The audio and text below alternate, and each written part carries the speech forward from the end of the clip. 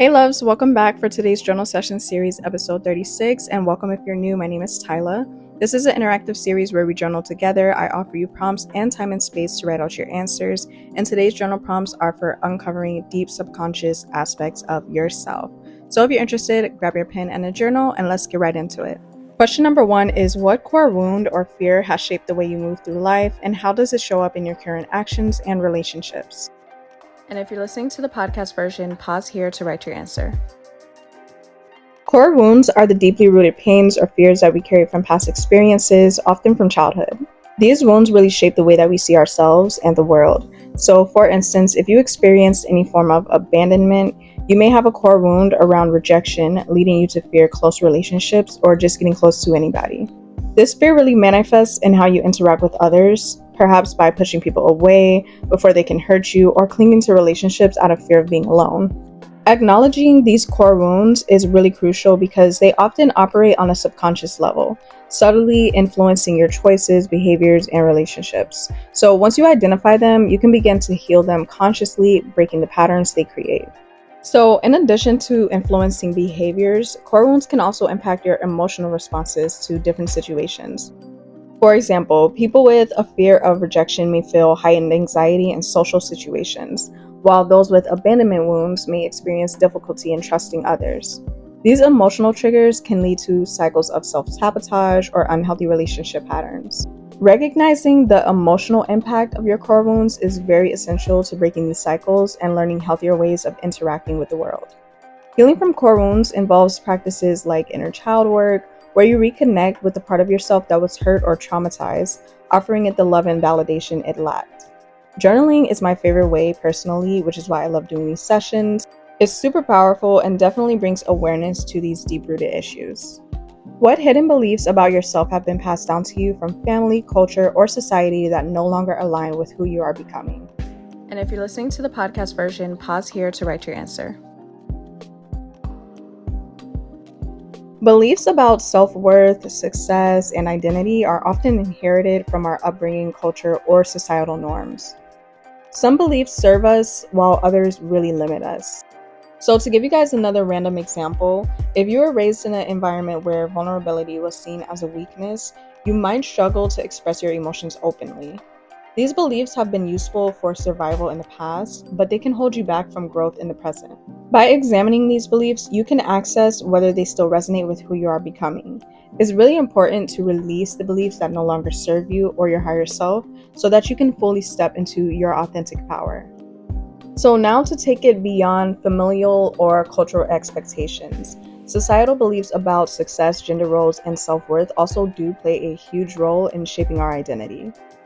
For instance, the notion that hard work equals worth might push you into overworking even at the expense of your health. Similarly, cultural ideas about gender might lead you to suppress parts of your authentic self in order to fit in.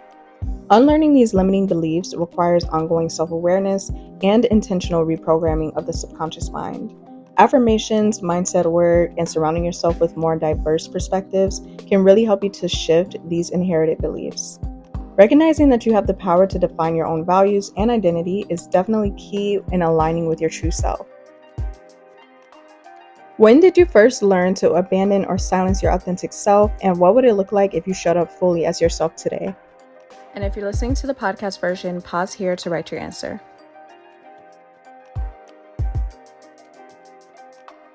A lot of us have moments in our past where we felt it was safer to hide or silence our true selves.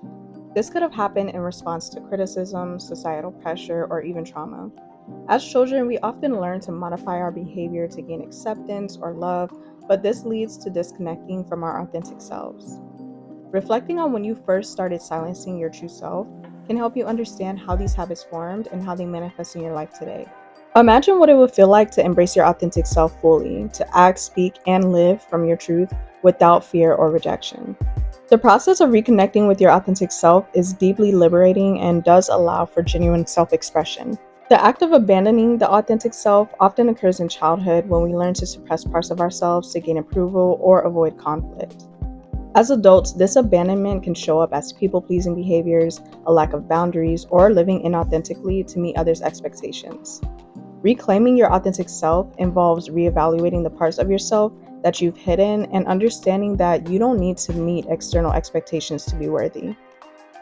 Fully stepping into your authentic self may feel uncomfortable or risky as it involves being vulnerable and the possibility of rejection. However, the freedom that comes from living in alignment with your true self leads to deeper fulfillment and connection with others who value you for who you truly are.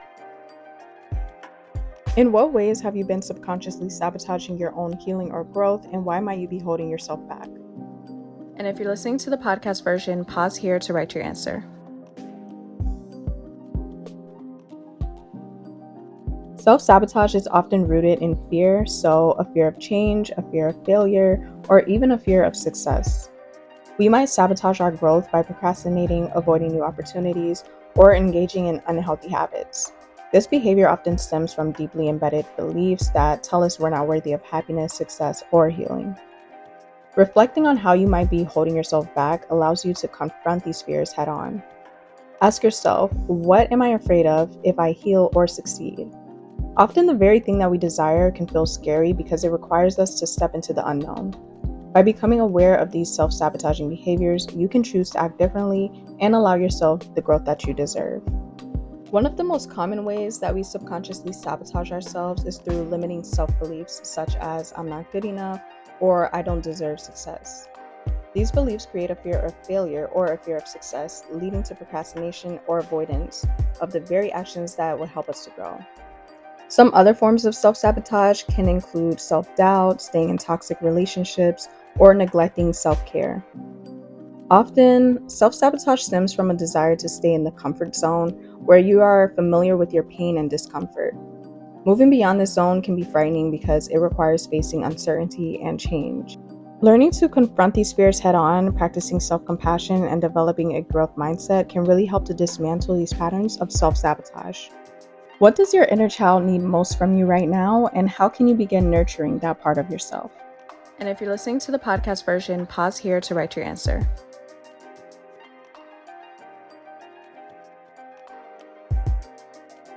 Your inner child is the part of you that holds your most innocent, vulnerable self, the part of you that still carries the hopes, dreams, and wounds of childhood. Nurturing your inner child means acknowledging that your needs and emotions are valid, no matter how old you are. Sometimes our inner child feels neglected when we suppress our true feelings or ignore our basic emotional needs. Take time to listen to what your inner child needs, whether it's more play, love, validation, or safety. By nurturing this part of yourself, you're creating a safe space for healing and emotional growth. Show your inner child the love and care that may have been missing in the past, and you'll begin to feel more whole and connected to yourself. By exploring these prompts and their meanings, you embark on a journey of self-discovery and healing, allowing you to break free from old patterns and step into your true potential. Each prompt encourages deep reflection, transformation, guiding you toward a more authentic and empowered life. Nurturing your inner child really involves connecting with your sense of wonder, curiosity, and joy, as well as emotions that may have been lost due to responsibilities or past traumas. Inner child healing also requires reparenting yourself, which means giving yourself the unconditional love, care, and protection that you may not have received as a child. You can nurture your inner child through activities that bring you joy, creativity, or play, as well as through self-soothing techniques like self-compassion and affirmations. It's important to listen to your inner child's needs and validate its emotions, even if these emotions seem childish or irrational. By doing this, you heal wounds from your past and allow your inner child to feel safe, valued, and loved in the present. I really do love doing journal prompts like these because it helps you to really get a clear understanding of why you are the way that you are and how you've evolved into the person that you are today. Coming to this realization of the things that are limiting you will really help you to step into the version of yourself that you truly want to become by releasing all the things that don't serve you. A lot of the times too, we don't even really see what it is that's stopping us and holding us back until we take that time to really self-reflect and analyze where certain behaviors stem from. So if you joined me in this session today, I just want to say that I am very proud of you because that means that you are very serious about getting to know who you are on a deeper level. You're serious about your healing and you're really serious about becoming the version of yourself that you want to become. I do really hope that you guys enjoyed these prompts. I will be having this series available as a podcast version as well, so that if you just want to do the journal session while listening to the podcast version, that's going to be available soon.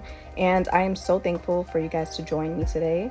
I hope to see you guys in the next one. I do these every Friday, so be sure to subscribe so that you don't miss the next one, and I will catch you guys in the next video. Peace and much love.